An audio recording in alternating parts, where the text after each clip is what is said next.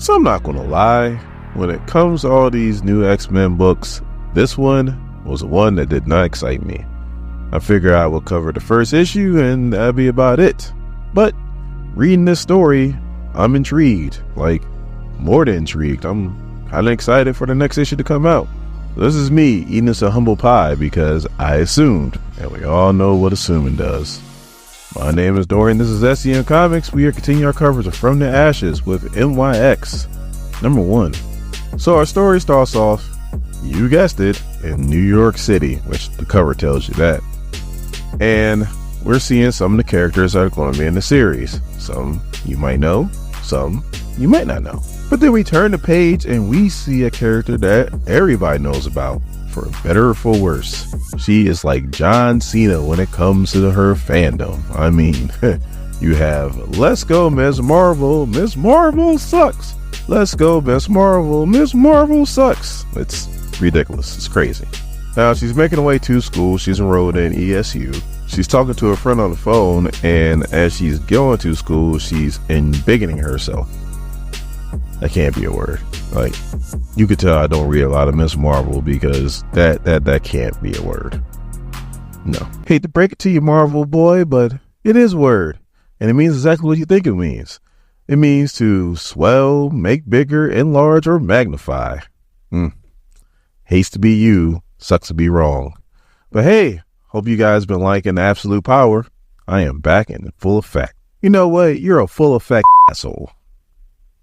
Let's get back to the story. So as she's hanging up the phone on her best friend Bruno, who's at school abroad, she goes and she bumps right into SOPHIE CUCKOO, who she knows because she is a big fan of. And Sophie, come to turn out, is kind of a big fan of hers. You know, they were talking like she remembers what happened at the Hellfire Gala when Miss Marvel first came out to be a mutant, then everybody got murdered. And if you're like, what are you talking about? Don't worry, your boy got you. The link to the playlist will be down in the description. Unless you're watching this on Rumble or Facebook, then I'm sorry, you're out of luck because they don't deem me important enough to have access to making playlists yet. So Sophie asks Miss Marvel to come hang out with her because she's like a friendless loser, and Miss Marvel's like, what do you mean you're a friendless loser? Because Miss Marvel's just a big fangirl. I mean, she's meant to be us in like character form, so people kind of forget that when they're like, oh, I hate Miss Marvel. So anyway, before she hung up the phone on her friend, she was telling him that I guess a class is being taught about mutants, about the Krakoa mutants, and it's being taught by a mutant that actually lived on Krakoa. And Sophie's like, yeah, and I'm here to make sure he gets everything right. So as we turn the page, we see that it's being taught by Prodigy. Yes, Mr. Dead X-Men himself. And as he's explaining in class that the X-Men and mutants have always been oppressed, and they have protected their oppressors. Well, at least X-Men have. And to thank the mutants for their protection, the government decided to go ahead and sanction killer robots to come and kill their mutant island. And even after that, they still protected their oppressors. So as far as he's concerned, Krakoa will not be referred to in a negative light. And all of a sudden, all you hear is, what a load of bull. Which is SOPHIE CUCKOO pretty much yelling at Prodigy, and she called him Prodigy in class. And pretty much is like, yeah, you're already writing a gravestone before the body's cold. She just pretty much doesn't agree with what he's saying, but these two go way back, like Jean Grey's school, like schism back, which one day we'll cover on the channel. So he's like, it's Professor Elaine, and also too, there's no swearing in my class. She's like, so you are the youngest professor in this school's history. Is that because you're many accolades or because they feel good about the last mutant massacre? You're the one protecting the oppressors now, Professor Elaine. Does that bother you? So they leave class and Miss Marvel's like intrigued, like, hold on, time out. Like, how do you guys know each other and so on and so forth? And she's explaining what I already explained, how, you know, they met during the Jean Grey school and so on and so forth, and during the whole schism thing. And she also brings up how Kid Omega was dating one of the Stuffer Cuckoos and how they caused a riot and how even she caused a riot. And I love it. They go Rox News for Roxxon. It might as well be Fox News. I mean, they even spell it damn near the same, just R instead of F. And she goes, yeah, they're a bunch of racists. So As Ernie from Blur About Fear would say, that's some Fox News bullshit. But I guess in this case it would be Rock's News bullshit. So Miss Marvel's like, alright, well, I guess I'm ready to go home back to New Jersey.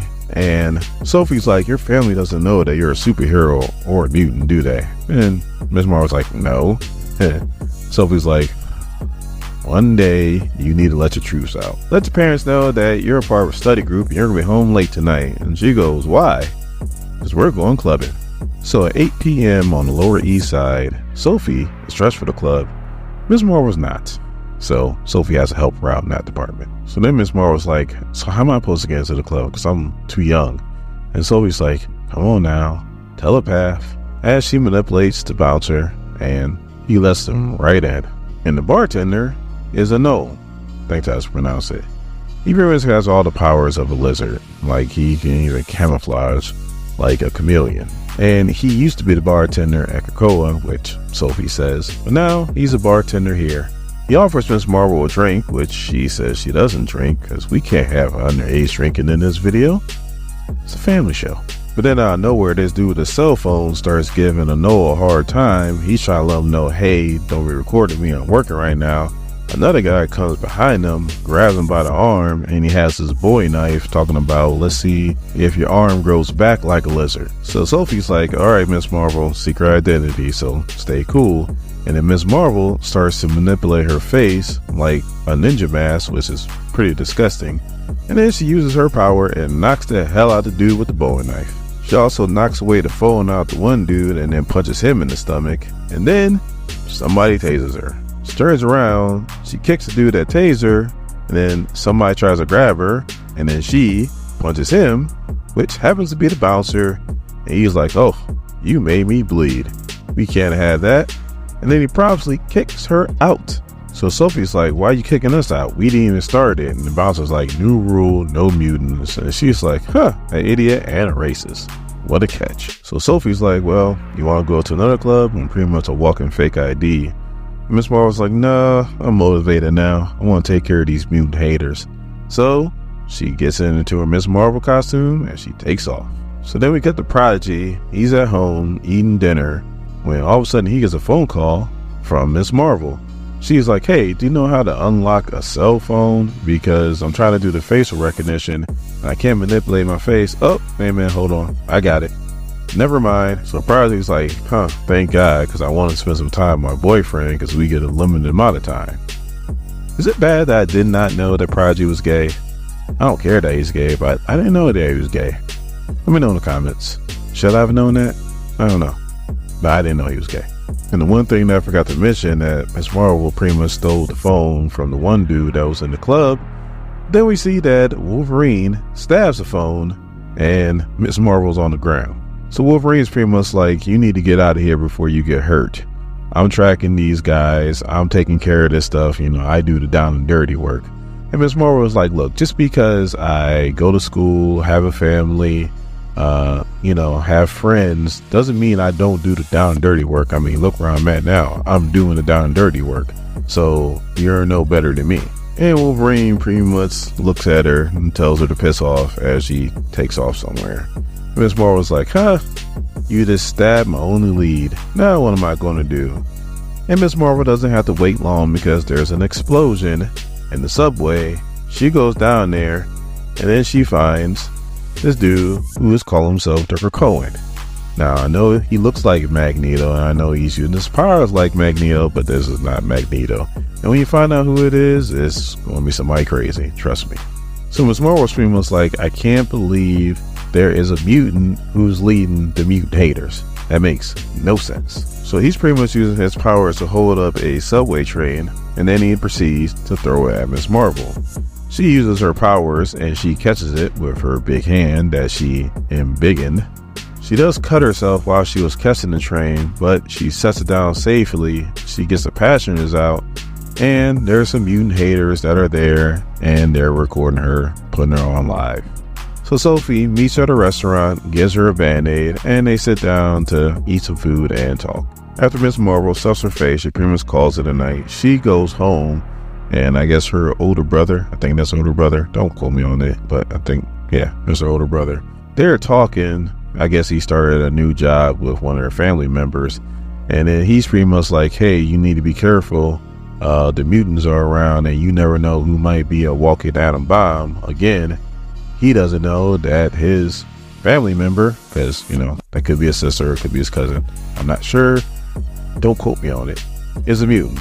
So now we cut to this big, huge, fancy tower, and right at the tippy top, we see our villain, the Krakoan, come back. He takes off his helmet, and on the last page, we see that the Krakoan is Hellion, and he's with Empath, who is an asshole, and the rest of the SOPHIE Cuckoos are with them. So, are they going to be fighting their sister? That's going to be a good one right there. Now, there was a bonus QR code, which those things are pissing me off. There wasn't much on that page. It pretty much shows that there might be another enemy, and we don't know who that enemy is going to be. Doesn't matter. Our NYX mutants are going to have their hands full with these 6.